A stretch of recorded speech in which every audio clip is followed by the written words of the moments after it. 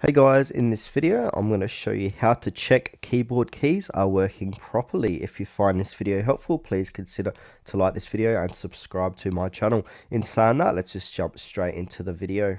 Okay, so what we first want to do is head on over to this website called keyboardtester.com. And now once we're here, you'll see there is a virtual keyboard on screen or on the website. Now the keys that you press will highlight green on the screen. So if I press caps lock, you can see it's going to highlight orange, sorry.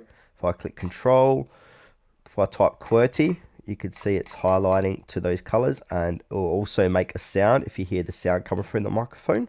Now, if keys don't work on your keyboard, they're not going to make a sound, and it's not going to appear here as well. So yeah, as you can see, the keys I've pressed, they are highlighted in green, so I can go ahead and click every single one on my keyboard to see if every single key works.